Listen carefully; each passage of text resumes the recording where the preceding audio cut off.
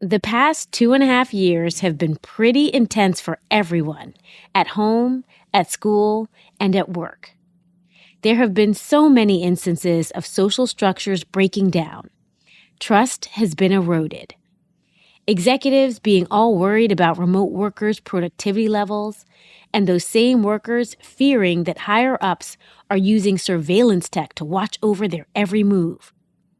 Employees trusting their leaders to be triple bottom line focused, only to see them prioritize profit over people and the planet. And then there's transparency, or rather, a lack thereof, in terms of open and honest communication between those in power and those with a lot less power in our workplaces. Trust has been eroded. And now that we're entering a new normal, how can companies rebuild trust given how challenging daily life continues to be?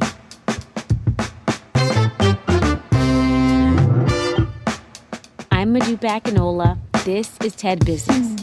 Our speaker today is Marcos Aguiar, a senior partner and managing director at Boston Consulting Group.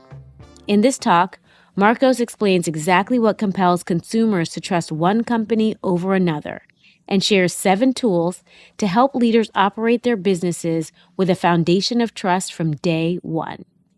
Then after the talk, I'll share a few ways you can apply some of those tools to your organization. But first, a quick break.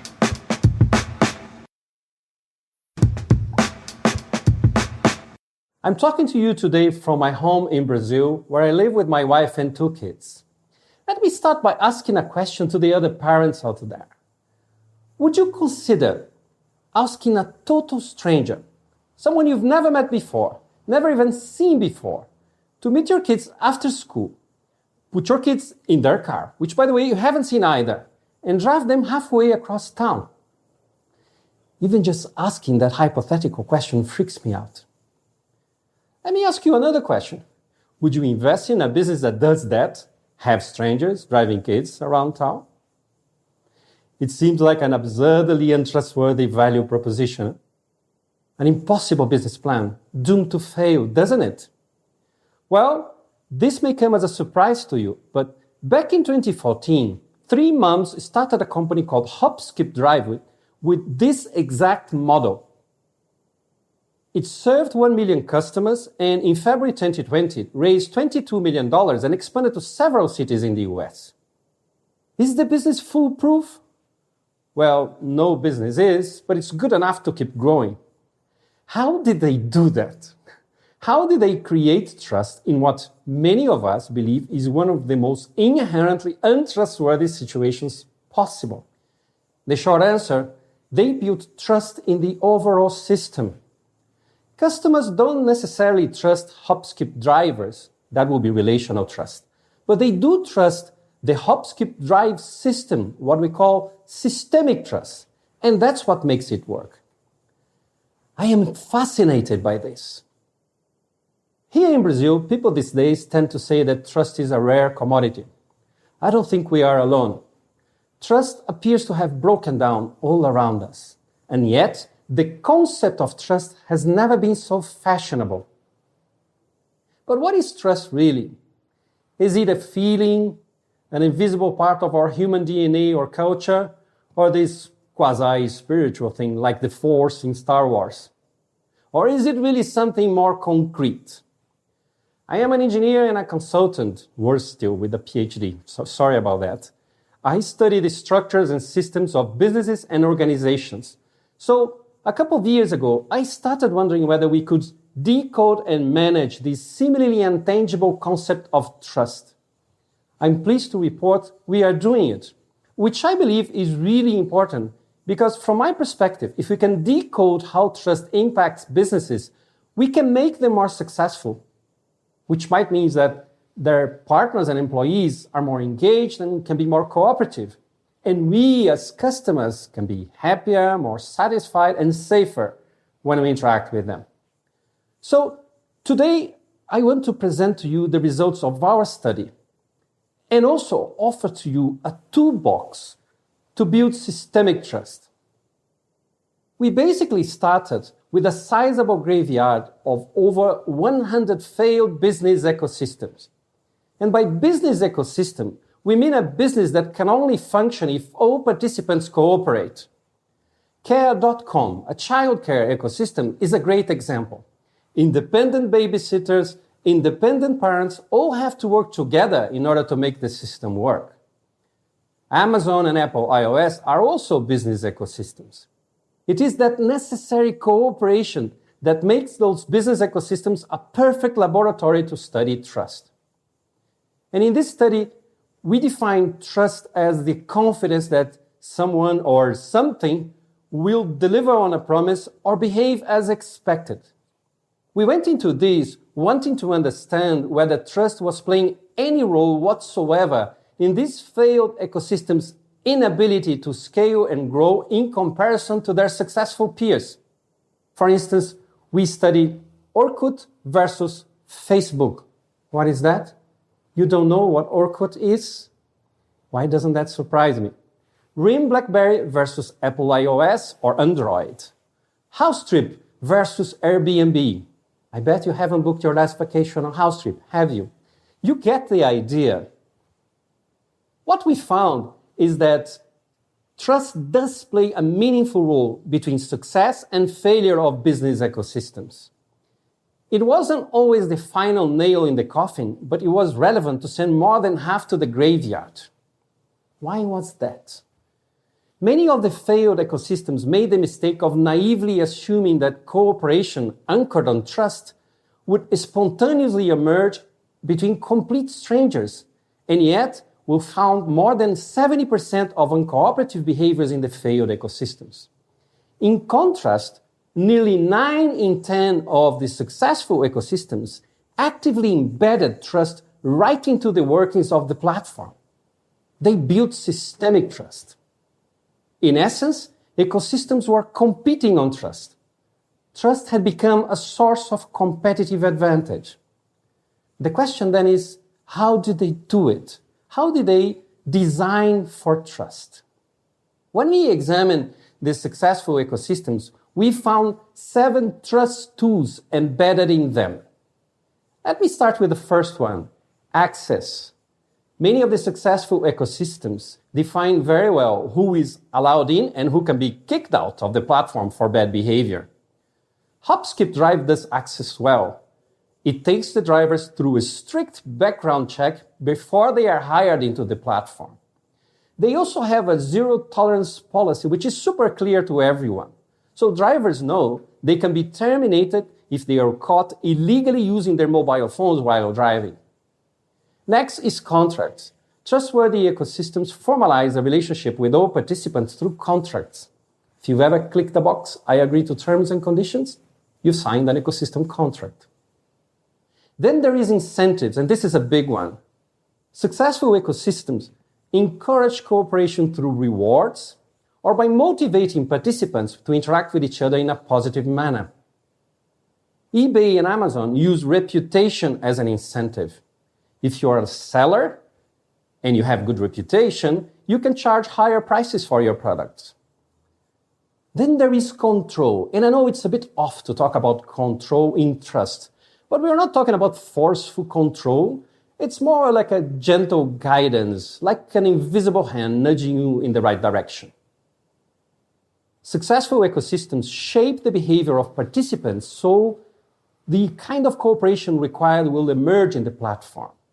Uber does control well when it dictates to the driver the best route to take, so the passenger trusts the driver will not take the longer route just to make some more money. Then there is transparency, which is super clear, isn't it? Sort of ecosystems who are trustworthy make past and present behavior visible to everyone participating in the platform. And that's the reason why you feel a pit in your stomach if you've ever booked an Airbnb with a host who is new to the platform and doesn't have any reviews yet. And of course, Airbnb has managed to make transparency work both ways. If you're a guest and you trash a house, the other hosts will know about it thanks to Airbnb review system.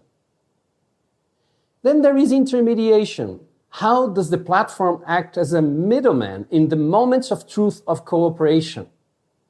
Taobao, Alibaba's online shopping platform, does intermediation when an escrow agent between sellers and buyers basically holds the seller's money until the buyer says she is satisfied with the product. Last but not least, mitigation. How does the platform handle mishaps or prevent them from happening in the first place? Did you know that Live Auctioneers, an auctions platform for arts, collectibles, and antiques, has a broad protection program that guarantees payments on the platform? That's an example of mitigation. So those are the 7 trust tools, the toolbox. Even more interesting is how they appeared combined in a successful ecosystem we studied. On the one hand, there is no silver bullet, no single tool that can solve for trust. On the other hand, you don't need the 7 tools to be successful. You need 3.6 on average. So how do you pick? It depends on the kind of ecosystem you are designing. If interactions among the participants is key, like in most social media ecosystems, you will require a combination of access, transparency, and control in order to be successful. These are the very tools Facebook uses, and these are the tools, interestingly enough, causing Facebook so much grief right now. When there is a man last mile for the delivery of the promise, like in most gig economy ecosystems, then you will require mitigation in order to cater for failed delivery. When there is a large asymmetry of information, say between sellers and buyers in used goods marketplaces, then you require a combination of intermediation and mitigation. And of course, when there are many dimensions to the platform, you will require a larger combination of tools. Let me say one more thing, because I've been a consultant long enough to know that many of the business leaders watching this may be saying, hey, this is great. Let's digitize all these tools and we have the best and most successful ecosystem ever. Well, before you move to action, let me tell you something. Yes, digital plays a meaningful role in enabling trust, and in some cases, the very existence of the ecosystem. You could say that digital can be the backbone of systemic trust. However, there is no such a thing as trustless trust. No matter how fabulous the code, how advanced the blockchain, digital cannot solve for trust alone. And that's why we found 9 in 10 of the most successful ecosystems to be bionic trust systems, meaning they use a combination of digital and non-digital human tools, such as contracts, policies, governance, in order to build trust on the platform. At the risk of showing my Star Wars fan card again to you, think about it this way.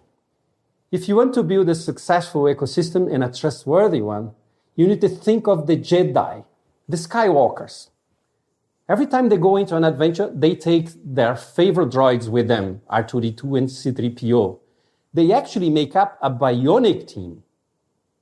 I know today we talked a lot about trust in business systems. However, that's not where the conversation should end. Systems are all around us. Schools, governments, healthcare. Could those systems become more trustworthy through the use of the tools in the toolbox? I don't see why not. So if you are designing any system, but especially an ecosystem, give those tools a try. If you do that, I can almost guarantee the force will be with you. Trust me. Thank you.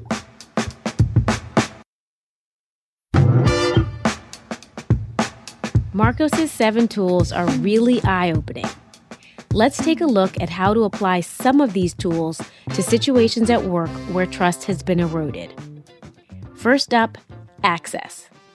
What happens when certain people don't follow through with a mandated action, like not attending a critical training that has been offered several times? Well, one response would be to cut off their access to a coveted resource, such as a private portal with vital information. Next, incentives. We all know that if your company says they value teamwork, but the only award given out annually focuses on financial performance, obviously, people will work harder at being a top performer than a team player. Put your money where your mouth is, or in this case, put that bonus, that raise, that award in the pocket of someone who's exhibiting the behavior you're seeking. And finally, transparency. Like employers being open and honest about when you need to be in the office and giving you space to be productive. Instead of unexpectedly asking you to attend an in-person meeting, then you arrive, a bit disgruntled knowing that you're more productive at home, only to find there's no real space for you to get work done afterwards. Talk about rage. My hope is that the more we delve into situations like these that help us understand why employees are less trusting, the more we'll be able to apply Marcos's tools in a way that rebuilds trust for all. That's it for today. This episode was produced by Kiara Powell and fact-checked by Danny Brower. Special thanks to Anna Phelan, Michelle Quint, Corey Hagem, and Colin Helms. I'm Modupe Akinola. Talk to you again next week.